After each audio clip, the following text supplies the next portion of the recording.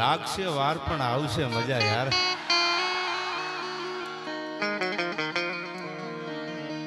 તો બ્રહ્મલોક મઢડાનું હમીર ભાગીરથ શિવ સોરઠ સિર ધરી.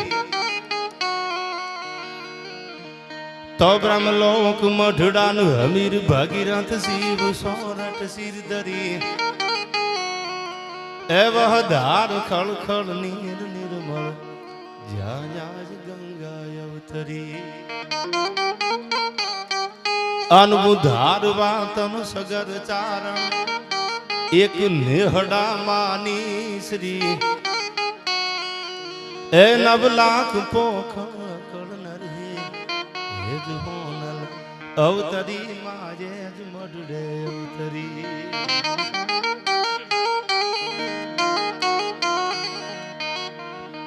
ધોળેશ્વર મહાદેવના ખોળામાં સનાતન ધર્મના મંડપની છે. જેમ રાજભા ગઢવીએ તમારી સામે લોક સાહિત્યની વાતો કરી આવી હતી, એવી જ પરંપરાની સનાતન ધર્મની આપણી સંસ્કૃતિની વાતો એક બે હું કરવા તમારી સામે આવ્યો છું. સંતો મહંતોની હાજરી છે આયા. ગંગાગીરી બાપુ આયા, મહંત શુભમગીરી બાપુ પુરસીપુરી અમારે આયા, કાપરા ધામ. અને કોના કોના હું નામ લઉં? નગા લાખાના નેહડે બેઠો મારો દ્વારકા વાળો દેવ એ નામદેવ બાપુ ભગત અમારે મોટી બોરું અને નાની બોરું કે મોટી બોરું બે બાજુ બાજુમાં છે, પણ આજ પણ જાવ જ્યાં ઠાકર બિરાજે છે. અને એક તોલાનો ભાવ એટલો બધો છે અટાણે, જેને બાજુમાં આમ તો આ જાગીર છે, ધોળેશ્વર જાગીર, એવી જ આયા મોમાઈ મોરા જાગીર, જેને ભગવતી પોતાની કુળદેવી મોમાઈને પોતાની માં માની છે. જગદંબા અને કુળદેવી તો માં જ હોય. યા 1 2 3 4 તોલા ગ્રામ નહીં, જેને 9 કિલો હોનું આપ્યું છે એવા અમારે કાળુ બાપા મુખિયા બિરાજે છે. એ ભગવતી ઉપર ભરોહો છે આયા. કોના કોના નામ લે? બધા હકીમ જેવા મહેમાનો છે અને બધા રાજપૂતો છે. 18 વર્ષ છે. આખું આ ગામ એમનો પણ ખૂબ સાથ સહકાર. ઝૂંપડામાં રહેવા વાળો હશે એને એવડી મહેનત કરીએ છીએ. કોઈ રૂપિયા વાળો હોય એને 5-25 હજાર આપીને એવડી મહેનત કરીએ છીએ. બધાયનો ભાવ શું કામ કે હવે હવની રીતથી આ રાતને અંજવાળી છે. અંજવાળું એકલાથી ન પડે, સૌની રીતથી આ રાતને અંજવાળી છે. કોઈએ દીવડા પ્રગટાવ્યા, કોઈએ પોતાની જાતને બાળી છે. અંજવાળામાં તો નાની મીણબત્તી કોક દી કાયમ આવે, એક નાનો દીવો કાયમ આવે, અને મોટી આવી ફોક્સ લાઇટો થતી હોય એને અંજવાળા થાય. પણ જરૂર તો દીવાની પડે, મીણબત્તીની પડે. એમ બધાય સાથ સહકાર આપી અને સરસ મજાનો આવો એક કાર્યક્રમનું આયોજન કર્યું, શ્રીમદ ભાગવત કથા.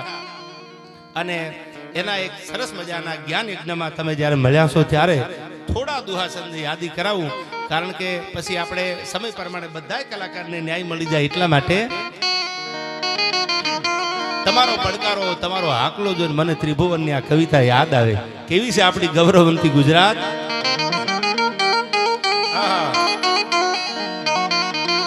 તો યુદ્ધ ઘમસાણ જ્યાં કંઈક જાનમાં હતા, એક મર્દના વચનની ટેક માટે આયા. યુદ્ધ ઘમસાણ જ્યાં કંઈક જાનમાં હતા, એક મર્દના વચનની ટેક માટે એ નીત તૈયાર જમદૂત સાજંગમાં જન્મભૂમિ થશું એક માટે. આ મિત્ર હો શત્રુ કે બંધુ સંગાથમાં અન સાત્રવટ ઉજળી એક વર્ણી. એ ભલી ભારતી ભોમની બંધુ તને આવડી ધન હોદન. એ ગુર્જર ધરણી તન ધન હોદન સૌરાષ્ટ્ર ધરણી. એમાં પછી હાલાર હોય, બરડો હોય, ગોહિલવાડ હોય, જેટલા જેટલા પરગણા છે. આ વાગડની ધરતી છે. વાગડની ધરતીમાં કોક દી ગાંટો મારજો. મેં તો ઘણા ડાયરા કર્યા છે અને પુસ્તકો પણ મેં વાંચ્યા છે. કચ્છની રસદાર દુલારાય કાયણે લખ્યું છે કે વાગડની ધરતીમાં ડગલે ડગલે પાળિયા ઊભા છે, જ્યાં બલિદાનની ભૂમિ છે. 2 ડગલા હાલો તો પાળિયા જોવા મળે. અહીંથી થોડાક આગળ હાલો તો બુગિયા ઢોલની માથે દાંડિયું પડી તેથી પાણ થઈ અને પરમારનું ધાવે મસ્તક ધેન. વેણુ દાદાના પાદરમાં પગ મૂકો વર્ણવા પરમારે હાથમાં તરવાર લઈ અને ગાવડિયું માટે પોતાના દેહના જેને બલિદાન આપ્યા આજ પણ ઊભા છે. અડીખમ પાળિયા વાગડું સુધની ગામ જાપે. આવા જ્યાં પાળિયા ઊભા છે યા વાગડની ભૂમિ છે. બલિદાનની ભૂમિ છે આ વાગડની ભૂમિ.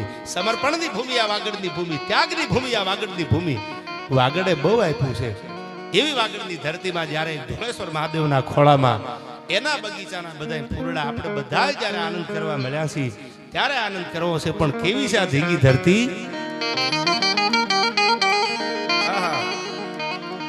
તો કડક ધરતી જહાં ખડકની આકરી, આ કડક ધરતી જહાં ખડકની આકરી, અનયમાં ડુંગરા ડુંગરી ને કરાડો, એ મુકુટસા મંદિરો ગાજતા સિરથી, ગજવતા ગગન ઊંચા પહાડો, અન ગીર ગો રંભતી ગાય જે નેહમાં. મેન તમે હરગની વાતો સાંભળી છે કોઈ સંતો આગળથી, મહાપુરુષો આગળથી. આ બધા સંતો બેઠા એની આગળથી આપણે સાંભળ્યું છે સ્વર્ગ હોય અને નર્ક હોય, દેવ હોય અને દાનવ હોય, આવું આપણે બધા સાંભળ્યું. હજી મેન તમે સ્વર્ગ જોયું નથી. આપણે વડીલો આગળથી મોરારદાન સાંભળ્યું છે બધા આગળ કે આને સ્વર્ગમાં જાય, હારા કર્મો કરે તો સ્વર્ગમાં જાય અને હારા કર્મ ન કરે તો નરકમાં જાય. મહાપુરુષો આપણને કહેતા હોય છે. કર્મ કરવા થકી ચોર સંતો બન્યા, કર્મથી વિપ્ર ચંડાળ થતો અને કર્મથી લક્ષ્મી પાઈમાં લોટતી. કર્મથી પાઈનો કોઈ દેતું. કર્મ હારા કરો તો પૈસા સામેથી તમારી આગળ આવે. કર્મથી લક્ષ્મી પાઈમાં લોટતી, કર્મથી પાઈનો કોઈ દેતું. અરે જન્મ્યો જગતમાં કાગ હું જ્યારથી મન ત્યારથી કૃષ્ણનો તાર લાગ્યો. આ કર્મની વાત કરી તો એક બાજુ રામાયણની ચોપાઈ એમ કહે છે કર્મ પ્રધાન વિશ્વ કરી રાખા, જો 10 કર્મ સો તસ ફલ ચાખા. જગતમાં જેવું કર્મ કરો એવું ફળ મળે. પણ એથી આગળ સમજદાર છો એટલે કહી દઉં, કવિ પ્રીતમ તો એમ કહે છે કે જે કરશે તે ભોગવશે, ભવસા ઘરમાં ફરશે, બંટી કેરા બી વાવી અને કમોજ ક્યાંથી લણશે. અને હવે સાંભળજો કે વિખના વેલે અમૃતનું ફળ ક્યાંય થયું તે જાણ્યું. જે વેલો ઝેર ન હોય એમાં કોઈ દી અમૃત ન પાકે. વિખના વેલે અમૃતનું ફળ ક્યાંય થયું તે જાણ્યું.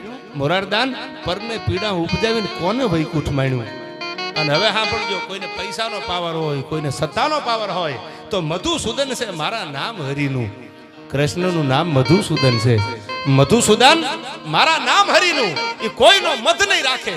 એક કાંકરાની પેઠે એનું કળાક કાઢી નાખે.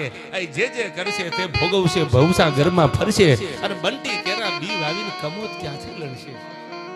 આ વાતો કરવા આપણે મળ્યા છે આયા. એવા એકાદી આ માતાઓ બહેનો હું ઘણી વાર ડાયરામાં કહું કે બધાય સાધનો, બધાય ટેકનિકલ જમાના પ્રમાણે સુધારા ઉધાર આવી ગયા. ડાયરો એક જ માધ્યમ એવું છે કે આયા દીકરી અને બાપ ભેળા બેઠા હોય, ભાઈ ને બેન ભેળા બેઠા હોય તો હરમ ન થાય કે ડાયરો આખો માણી લેવો છે, ડાયરો સાંભળીને જાવ. ઘણી સિરિયલો, ઘણા મૂવી હિન્દી કે ગુજરાતી એવા આવી ગયા કે ક્યાંક આપણને એવું લાગે કે સંકોચ થાય, કાં તો ચેનલ બંધ કરી દેવી પડે અને કાં તો બાપને બારું નીકળી જવું પડે, કાં તો દીકરીને દીકરા નીકળી જવું પડે. આવા ચેનલો આપણે જોતા હોય છે. પણ ડાયરો એક એવો છે કે આમાં આખો પરિવાર ભેળો બેહી અને માણી શકે. આવી જો સંસ્કૃતિ કોઈ જાળવી હોય તો માત્ર કલાકાર નહીં, તમારા જેવા શ્રોતાઓ અમારી સામે બેઠા છે તઈ અમે વાત માંડી છે. એટલે પહેલા તો હું તમને લાખ લાખ વંદન કરું છું અને તમારા માટે respect you from the bottom of my heart. યાર વારી જાવ વાગડવાળાને, યાર પ્રેમ છે તમારો. આ તમે જ નો સાંભળો, નાખો મંડપ ખાલી પડ્યો, તમારે વાતું ક્યાં કરી?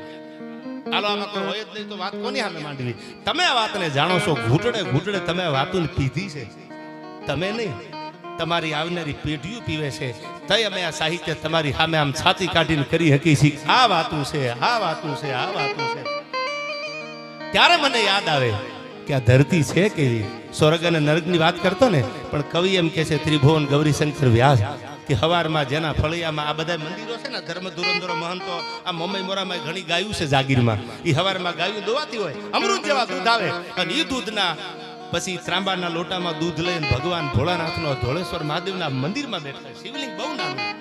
અને પછી આવા પૂજારી, આવા સાધુડા, શુભમગીરી બાપુ, આ બધા જે સંતો બેઠા છે, નામદેવ બાપુ ભગત, આ હાથમાં ત્રાંબાનો લોટો લઈને અમૃત જેવા દૂધનો આમ અભિષેક કરે ને, ત્યારે કવિ એમ કહે છે કે આપણને એમ લાગે સ્વર્ગમાં બેઠા છીએ.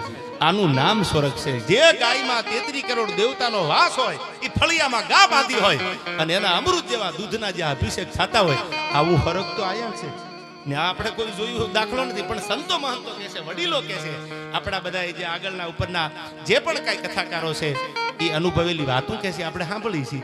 ચોપડામાં શાસ્ત્રોમાં લખેલી વાતો આપણે સાંભળી. પણ ત્રિભુવન જેમ કહે છે સ્વર્ગ જેવું લાગે છે મને. કેવું લાગે છે?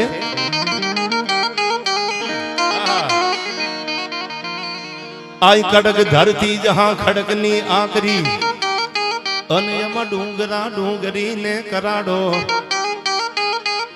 એ મુકુટ સા મંદિરો ગાજતા સિર ધરી ગજવતા ગગન ઊંચા પહાડો અન ગીર ગોરંભતી ગાય જે નેહમાં આહા નામદેવ બાપુ ગીર ગોરંભતી ગાય જે નેહમાં આયા ગીર ગોરંભતી ગાય જે નેહમાં અન ખળકતી દૂધની પિયુષ જરણી એ ભલી ભારતી ભૌમની વંદુ તને આવડી ધન હો ધન આ ગુર્જર ધરણી તન તન હો ધન સૌરાષ્ટ્ર ધરણી અને હે ધોળેશ્વર મહાદેવ હે ભગવાન ભોળાનાથ હે દુનિયાના બાપ તારા માટે કેવું હોય તો નમામી સમીશાન નિર્વાણ રૂપમ નમામી સમીશાન નિર્વાણ રૂપમ અનવિભૂવ્યાપક્રમ બ્રહ્મ વેદ સ્વરૂપમ એ નિજમ નિર્ગુણમ નિર્વિકલ્પમ નિરીહમ ચિદાકાશ મહાકાશ વાસમ ભજેહમ નિરાકાર મોકાર મૂલમ તુરીયમ અનગિરાજ્ઞાન ગોતીત મીસમ ગિરીશમ આહા હે ભોળાનાથ હે ધોળેશ્વર હે વાંગડની ધરતીના બાપ હે करालम महाकाल कालम कृपालम अकाल मृत्यु जो मरे जो काम करे चंडाल का अरे काल भी उसका क्या करे जो काल भी उसका क्या करे जो भक्त हो महाकाल का ई भोलानाथ ई धोलेश्वर महादेव हे करालम महाकाल कालम कृपालम गुणागार संसार पारम न तो हम गुणागार संसार